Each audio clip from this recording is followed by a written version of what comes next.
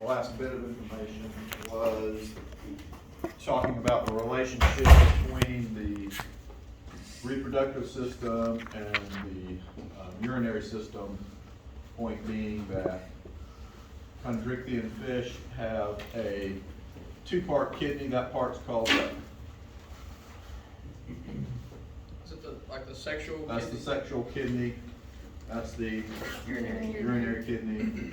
And so ultimately their function is a little bit different depending on where you are, but the other main thing was that the testes produce sperm. Sperm cells get into this tract here, this duct, and that's called the vas deferens.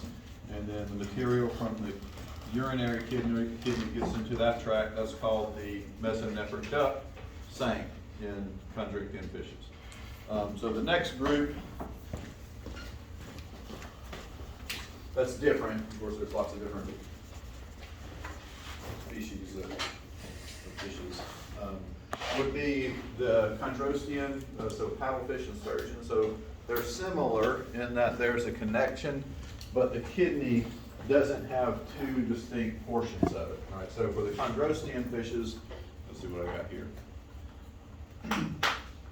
The vas deferens connected and empties into the mesonephric duct, right? So ultimately what's going on with these guys is that morphologically, of course, they're the same setup. The kidneys, the same relative position to the testes. But what happens in this particular case is that the material from the kidney, which is the filtering of the blood in the urinary system, all that material empties into the mesonephric duct.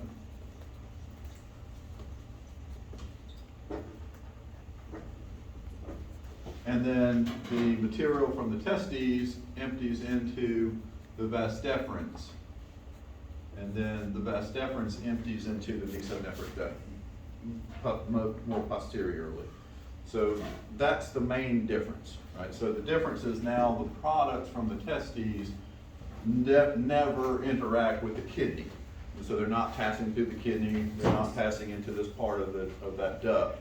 They have their own duct that transports sperm. That's of course the vas deferens, and then ultimately empties into this duct again, but it is not connected via the kidney like it is in the chondrosteans.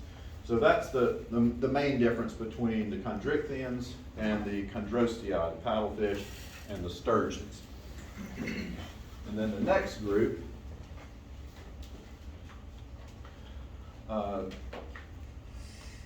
same general morphology, right? So, but now we've got the vas deferens and the mesonephric duct are separated from each other, and so the connection of those two only happens at the very distal end of the mesonephric duct, and so. Generally what we're seeing is a greater and greater separation of the urinary system from the reproductive system. That's the bottom line, right? So the kidney again produces the products that come from the filtration of the blood, like we talked about with the glomerulus and Bowman's capsule, etc. And so that dumps into the mesonephric duct again. And then the testes produce sperm cells. That empties into the vas deferens, and then now it's only connected here. And this opens to the outside via the urogenital pore. And then this is the digestive tract. So no cloaca. And then in some cases, the females, these two things are separated from each other. So in that case, you would have, in females, in these animals, you would have a urinary pore and a genital pore that are separated from each other. Does that make sense? So the main trend is a greater and greater separation between the reproductive system and the urinary system. In some of these animals, there is a kind of a flap of tissue that extends from the edge of that. This is called the urogenital papilla.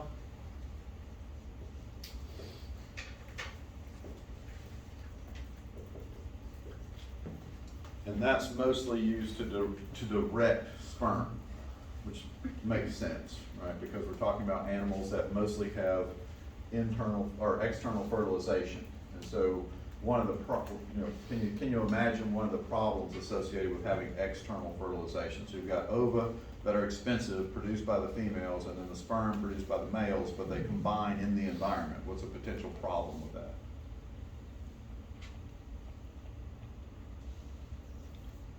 Current could wash the sperm away or the Yeah, egg so away? they don't ever come in contact with each other, right? So if you have internal fertilization, then the ova are coming down the oviduct, sperm going up.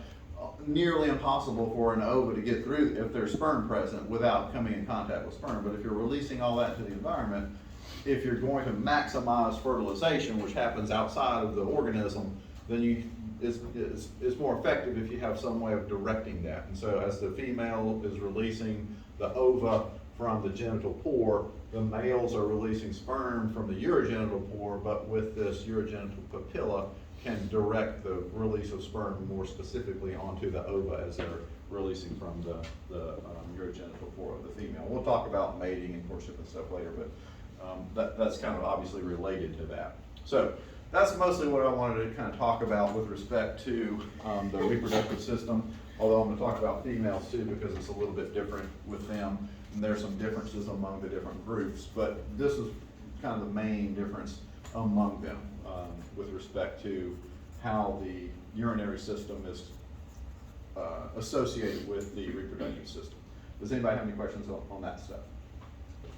Okay, so the next topic, of course, we'll cover what's happening with the females because it's different, of course.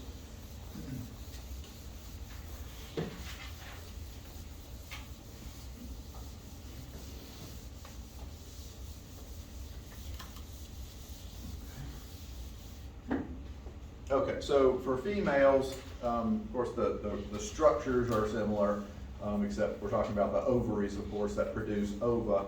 And so just, as a refresher, and this is true in the testes as well, in both of those, you get the process of meiosis, right? And so that's a specific type of cell division where what's the main event for meiosis? It only happens in reproductive, sexually reproducing organisms. So what's the main event if we think about that kind of cell division? What's different compared to replacing our regular cells?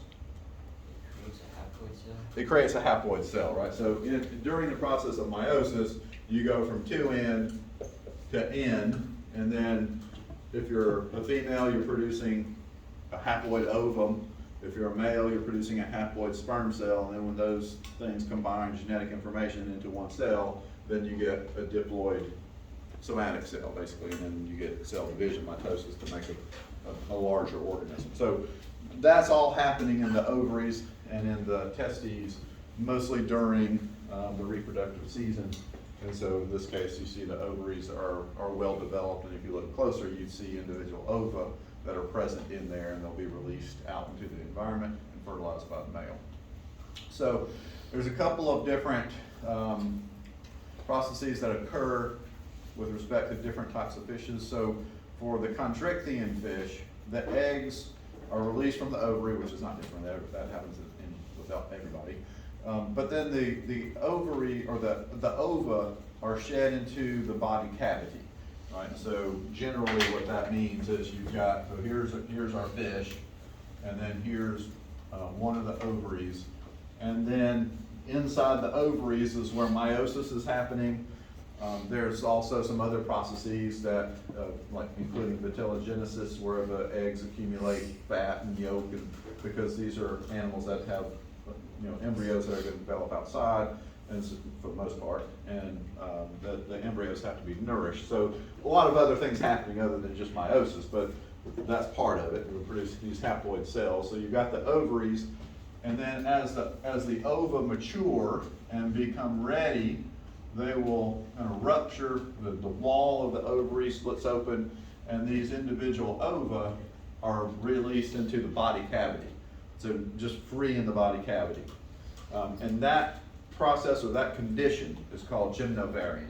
Okay, so chondrichthyan fishes, the females are gymnovarian. In other words, they release the egg or the ova into the body cavity.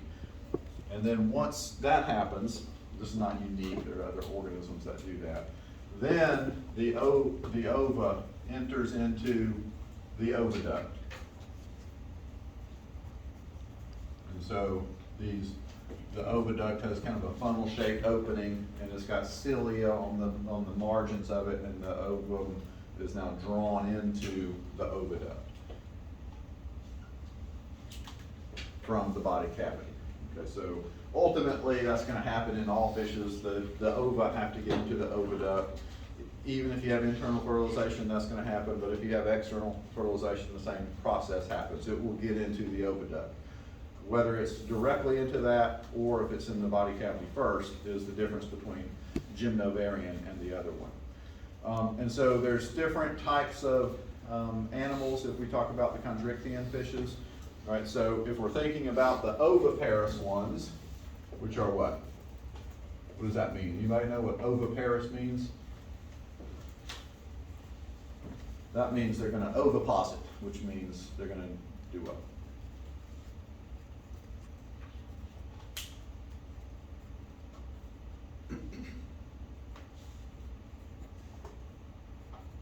As far as I know, all birds are oviparous. About egg on the outside, What's that? they lay an egg. They lay an egg, right? And an egg is what? What's inside of an egg? Yolk is one of the things. What's the main thing? Embryo. An embryo, right? And before it can be an embryo, you have to have an ovum that is what? Fertilized, right? So the ova and the sperm come together, you get fertilization, you get in, that now you have a zygote or an embryo. And so that happens for oviparous species, they are depositing an egg in the environment that has an embryo in it, right? And so for oviparous chondrichthyan fishes that have internal fertilization, then you have to have that first before you can deposit some kind of hard shell, right? So birds have internal fertilization. You can't have internal fertilization or external fertilization and have a shell, because once the shell comes out, sperm can't penetrate that. So you have to have fertilization before you can have a shell. And so for these guys, the ovum is released into the oviduct, and then in the oviduct, because chondrichthyans have internal fertilization, you've got the sperm swimming up the oviduct, and then here comes the ovum, and then those two things unite to make the zygote. So now we have the zygote, which is 2N, but now it's just covered by a membrane, right? A cell membrane, essentially. And so along the way, if you're going to lay eggs, you have to add something to that. And so in the oviduct, you have glandular tissue, and that gland is called the nidamental gland. And that gland secretes this keratin material that covers the embryo as it passes through the oviduct. And then when it comes out, in most cases, it's in the form of this kind of structure that's got spindles on the end of it, and inside is the embryo, and that's what I'm showing on the slide there. And so there are different types of sharks, of course. Some of them are not oviparous, and so that doesn't happen for the ones that aren't oviparous. But those things, are deposited in the environment, and of course they have these tendrils here, which, what would you guess the tendrils do on the ends of these things? Clasp onto something? Huh? Do they clasp onto something? Not physically, they don't actually grab, but they hook on to vegetation, right? Because adult sharks live where? In the ocean. Well, yeah, in the ocean. Good, Ryan. obviously budding young ichthyologists over here. They live in open water, but the babies aren't going to be out there. The babies are going to be feeding on smaller things like invertebrates, and so you want the babies to hatch in different places. And so these things are deposited mostly in grass beds and things like that, where there's a lot of invertebrate food available for these young hatchling sharks as they come out. And so these tendrils grab onto or hook onto vegetation and keep them in place. You don't want them drifted out to sea, because then when they hatch, there's no food available for them and they'll starve. On the beach, when you find them like that, after after the embryo has hatched out and they've been out in the sun exposed because they're washed up on the beach, they're called mermaid's purses. Has anybody ever found a mermaid's purse on the beach? Yeah, obviously some places are more likely to have them than others because it's a better place for the embryos to hatch. Okay, let's see.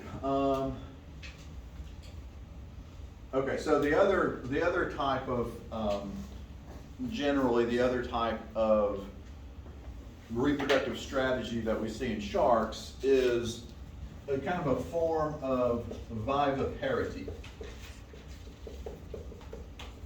So viviparity is what? If you're a viviparous, what does that mean? It means you're not oviparous, which means what? You don't have a shell. Well, you don't have a shell, but what's that? You don't lay eggs. You don't lay eggs, right? When the female gives birth, she gives birth to free living juvenile forms. So true viviparity is when the mother is nurturing the growth of the embryos via most typically a placenta, right? So you've got the mother's bloodstream entering the placenta, and then you got the embryo's bloodstream kind of connected to the placenta, and they share, right? So when mom eats, baby gets some of the food. That's viviparity, when there's basically a placenta or some structure that connects the bloodstreams of the two individuals. Ovoviviparous is essentially when the eggs are retained until they hatch. So mom's still providing nutrients, but in what form?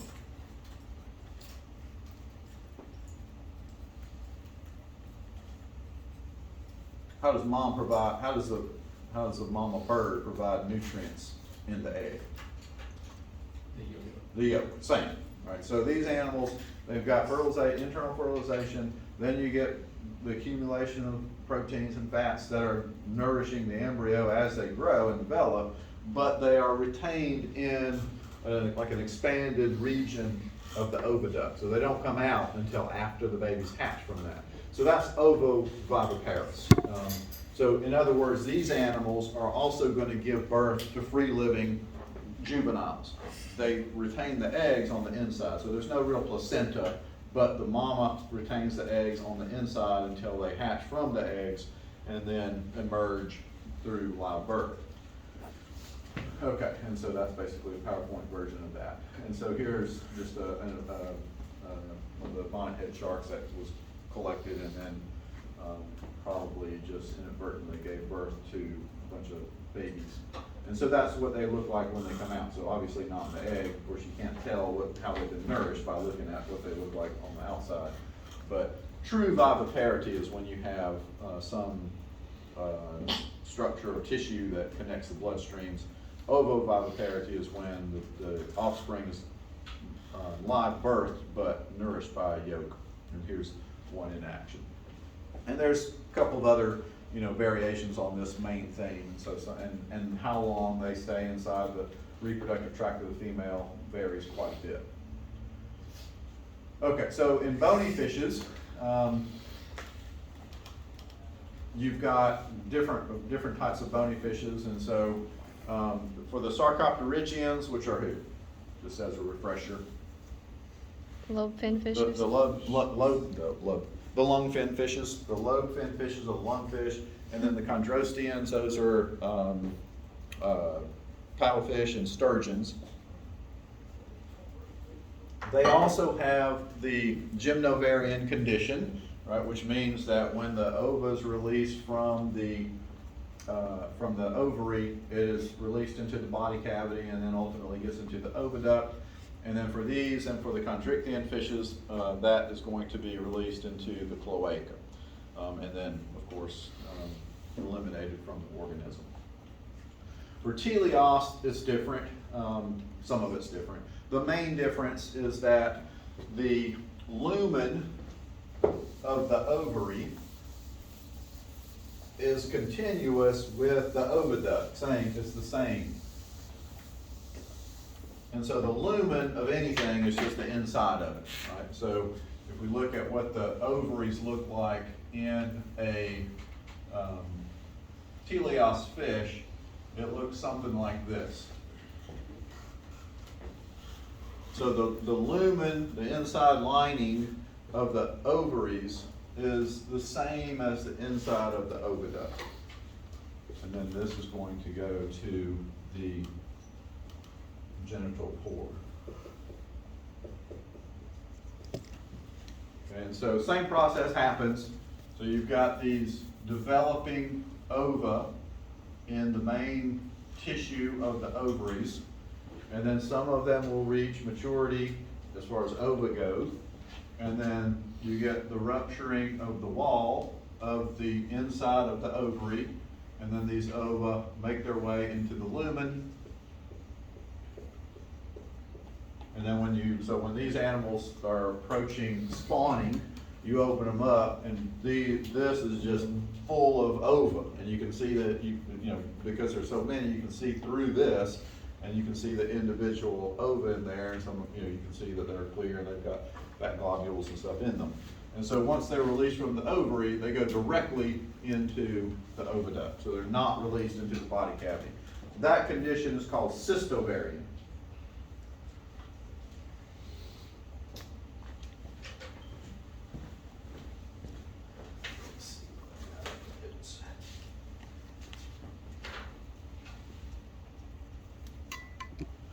Okay, and then of course there's not all fish are going to be exactly the same when it comes to spawning.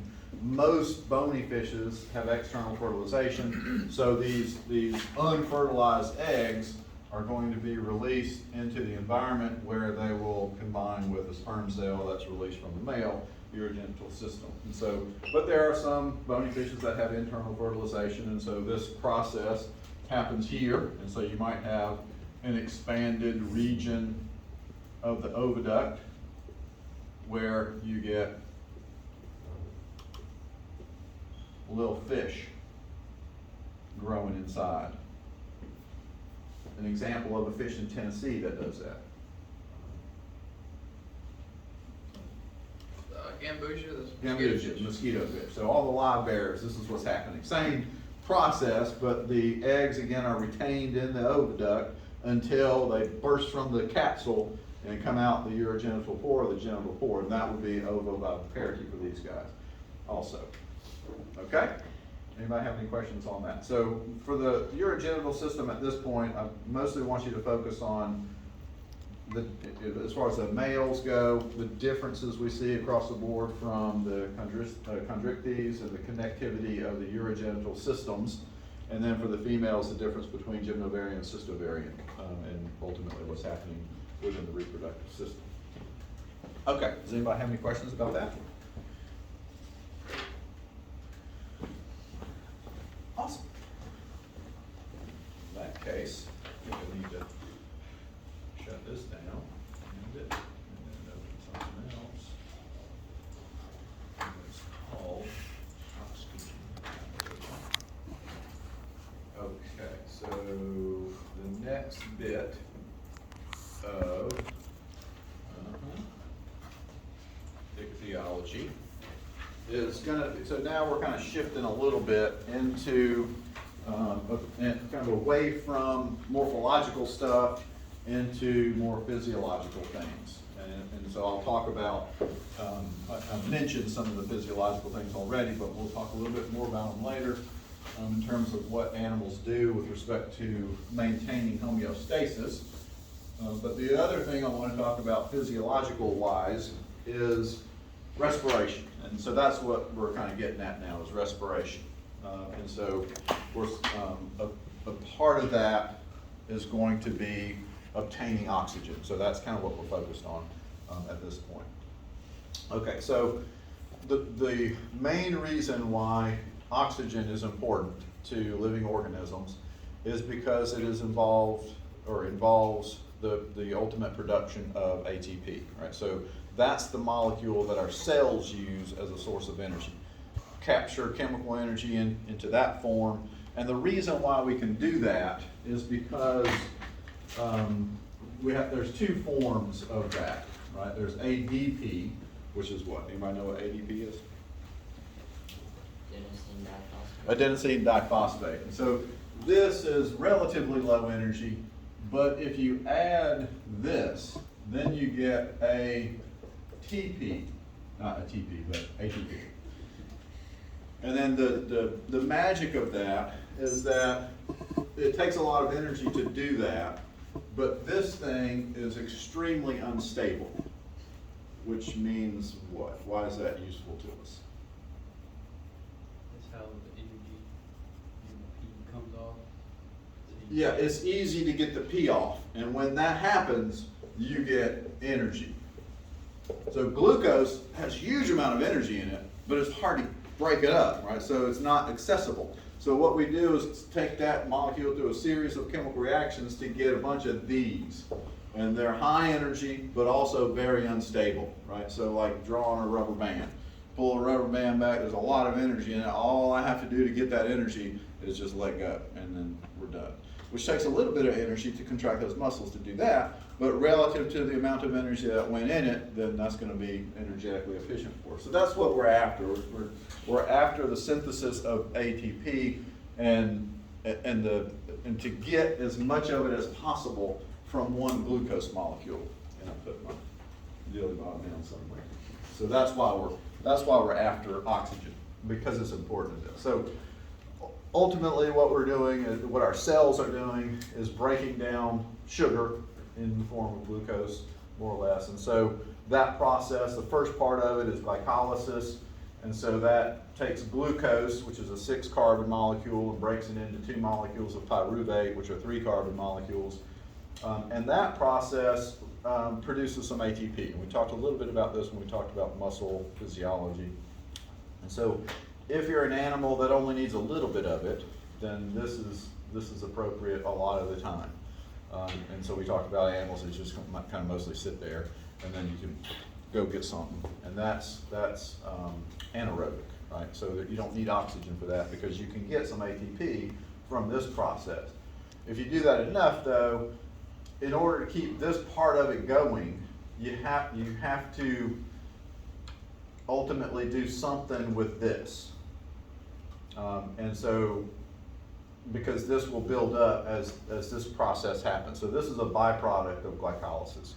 As lactic acid builds up, and that kind of shuts down the mechanisms of the cell, and then even if you have lots of energy, you can't get to it, and so you're just like collapse, right? Because your cells don't have enough energy.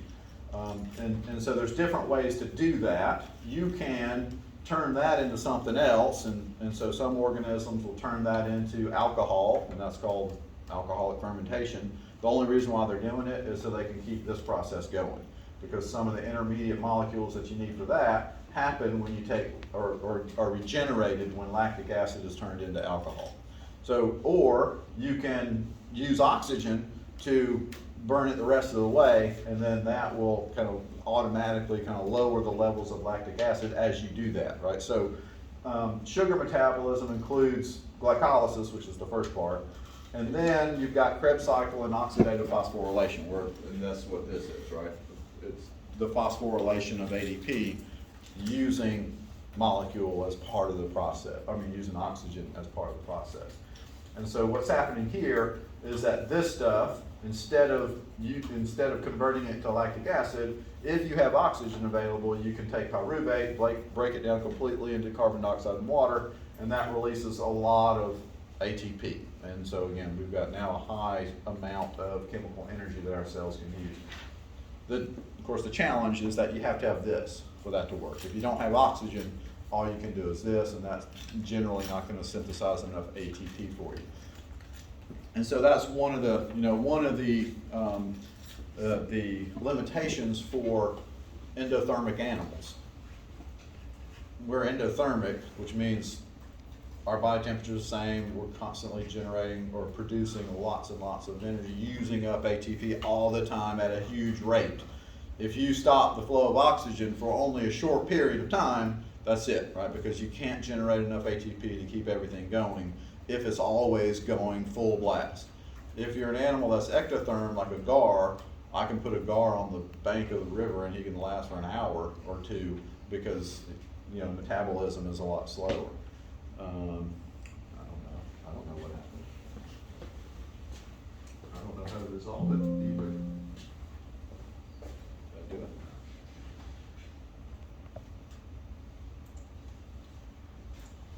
Okay, let's try this again.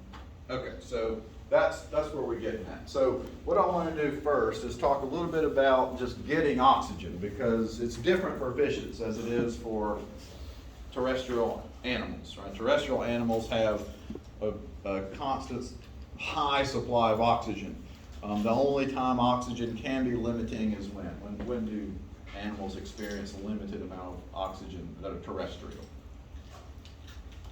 High elevation. High altitude, right? So oxygen is a little bit lower in proportion, and so you have to work harder to get it. And of course, most of the time, people that live in those conditions acclimate to that, and so it's not really a problem. So terrestrial animals aren't exposed to any kind of limiting issues with respect to obtaining oxygen. Aquatic animals are different in that respect, right? So some of the problems associated with aquatic respiration, right? All cells, if you're an aerobic organism, which is most organisms, your cells need oxygen. Getting it is different for different types of organisms. So one of the problems or challenges, I guess, for respiration in water is that the amount of oxygen in water is already much, much lower than it is even under perfect conditions. Maximum amount of oxygen in the water is a lot lower than it would be in air. Right, so for air, by volume, any given volume of atmospheric air has about 21% of that is oxygen. And then there's other gases, nitrogen, et cetera. In water, it's less than 1%. So just by being in water, the proportion of molecules in that is only 1% relative to terrestrial environments. So a lot harder to get it because it's just not available as much. The other thing that's important is that it takes some energy to get it, right? So what do we have to do to get, we're using oxygen to release energy from glucose, but we have to use some energy to get it in the first place, right? So how do we use energy to get oxygen? Breathing. We breathe, right? So we as humans and mammals have a muscular diaphragm that change the capacity of the thoracic cavity such that air goes in. It doesn't take a lot of energy to do that, right? Because air is not very viscous. It moves very easily. And so we have to use energy, sometimes more, if we're exerting lots of energy and we have to get more of it. Sometimes that's challenging. But you guys that are barely conscious aren't really using a whole lot of energy trying to get oxygen, right? No. Brendan said yes. No, you're not.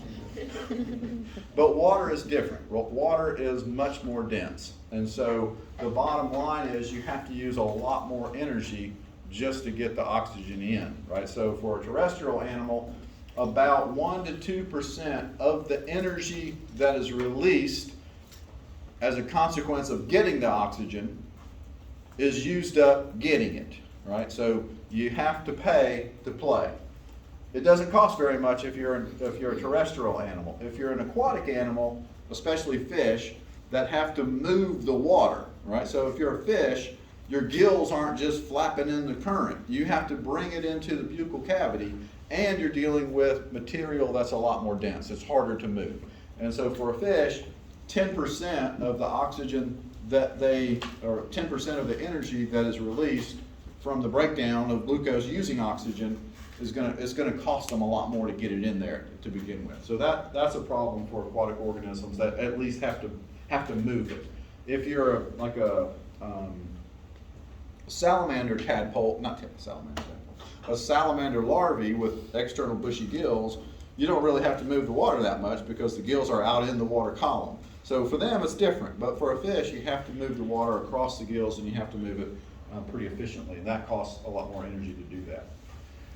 Then the other thing that's tricky for aquatic animals is that the solubility of oxygen is related to environmental conditions.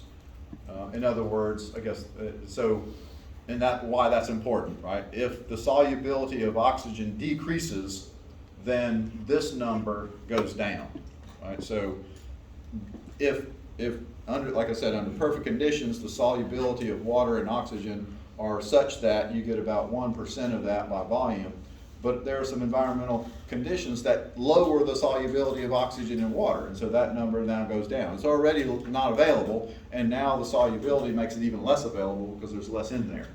And the main thing that affect that would be temperature is one of the main factors. And so, so if we compare different conditions, so at 10 degrees Celsius, the maximum concentration of oxygen in water is about 8.2 milligrams per liter. If the temperature of the water goes up to 20, then the maximum is now 6.57 milligrams per liter. So nothing else happening. If the temperature goes up, oxygen goes down because water doesn't grab onto oxygen as well at higher temperatures, so the solubility decreases. It also relates to dissolved ions, so other things that are dissolved in the water column. So in order to make it available, oxygen has to be dissolved in the water column. If other things are dissolved in the water column, then there's not as much water molecules available to do that, and so you get lower dissolved oxygen. So if you have more dissolved ions, so saltiness, you will typically have less dissolved oxygen in the water column. And so generally that's not going to be a big deal, but in some conditions, like if you think about coastal fishes that might be exposed to really high salt content, then that's going to have a significant influence on the amount of dissolved oxygen. And that might happen if, in coastal, like estuaries, you have water that kind of comes up into shallow places, and then, especially during the summertime, when water comes up into shallow places and it's in the summertime, what's happening? Photosynthesis. What's that? Photosynthesis. Photosynthesis happening, yeah, that's what's happening to the water. In the summertimes, it comes from deep ocean water and then moves up into the estuaries where it's real shallow. What happens to it? Warms up. It warms up. What else happens? It's a lot of salt. Huh? It's a lot of salt. How come? What's the process that results in that? Same thing happens to us when we're hot. What do we do when we're hot? We Sweat. sweat. And why do we sweat? What's the advantage of sweating? Sweating doesn't do anything. What's the thing that does it? Evaporation. Evaporation does it, right? So as that water heats up, you get much more evaporation, which means water is leaving the water column into the atmosphere. The salt is not, right? So as evaporation is rapid removal of water, then salt goes up. And also the temperature goes up. So that's another problem in itself. And so that can be a serious problem for some like estuarine fishes that might get trapped in a tide pool. The other thing that's a problem is that in these animals, typically, there's a relationship between temperature and metabolism. And so, under the conditions where water is warmest and oxygen is lowest, this is also at its highest. Because if you're an ectothermic animal, as temperature goes up, what happens to metabolism? Goes up. So what's the problem with that? You're spending more energy. You're spending more energy, and so therefore you need what? More oxygen. More oxygen. And the way you get it is you pull more oxygen out of the water column, and so that's happening to everybody else around you, right? So if temperature goes up, everybody around you, metabolism's going up, they're all driving a need for oxygen, oxygen's going down. and at the time where temperature is going up already, which is driving oxygen off the surface already. And so if you're an aquatic animal, some of the factors can play a really important role in the amount of oxygen. And that's probably the most important for our fishes, the amount of oxygen in the water column, because so many things can affect it very quickly, and that's gonna kind of kill the metabolism, and these guys can't generate ATP anymore. I didn't put it on there, but another thing that's happening too, as this is going on, is decomposition, right? So organisms, bacterial organisms are, again, warmer temperatures, they're doing their thing, using up oxygen. So it really can be a limiting thing. So in order to exist in those places, you have to be pretty efficient at getting oxygen from the water column, is the bottom line. And so, of course, with fishes, mostly that's going to be the gills, and so the primary organ or the primary structure that's responsible for acquiring oxygen are the gills. Other fish can use other things, and we'll talk about that, but for the vast majority of fishes, the gills are the main mechanism, and for the vast majority of fishes, the gills are the only mechanism. And so that's going to obviously limit what you can do if there's some problem with the gills. Okay, so just kind of structurally, the gills are housed on bony elements, and those are called gill arches or branchial arches. And so if you've ever, hopefully everybody has done this by now, lifted up the opercular cover of a bony fish, you'll see these bony elements, and those are the branchial arches. And on the inside, you've got the gill rakers. We talked about that a little bit. And then on the other side, you've got the gill filaments. And that's where gas exchange is happening on fishes. And of course, you've got several sets of these on one side, and you've got the same number of sets on the other side. So lots of gill arches and lots of gill tissue on each one. And so that's going to kind of lead to the efficiency that these guys can use to get oxygen. And here's what it looks like in real life. So here's the branchial arch or the gill arch. These are gill rakers, and these are the gill filaments. And that's where gas exchange is happening. Okay, so the gills themselves are composed of two levels of organization, both of which are referred to as lamellae, which are layers. And so the primary lamella is this. So these V-shaped structures that emanate from the gill arch. And so here's the gill arch. These are primary lamella, and they're stacked on top of each other, hundreds of them on one gill arch. Each one of these primary lamellae, have another kind of a ridge that is oriented in a different plane, and those are called secondary lamellae. So on this particular diagram, the secondary lamellae are right here. And so each branch has hundreds of primary lamellae, and each primary lamellae has hundreds of secondary lamellae. So if you just look at the gills of the fish, huge amount of surface area. And that's, of course, necessary because oxygen is so hard to get. You have to have lots of places for it to happen. And so if you look closely at this diagram, you'll see that there's something special about the secondary lamellae. What is it? Capillaries? Capillaries. Very good. Just one word. That's all you need. Capillaries says it all. And so, and that is the part that's going to be exposed to the flowing water. And so you've got blue, basically you've got blue vessels coming to, of course, they all have those. So blue vessels delivering the blood to this secondary lamellae, and then it flows into the tissue, branching off into the capillaries, and then as water flows across that, it obtains oxygen, and then now is flowing up into the dorsal aorta. All right, so you've got afferent arteries, efferent arteries, dorsal aorta, and then all the cells. Okay, that makes sense? So each one of these that we're seeing are the primary lamellae.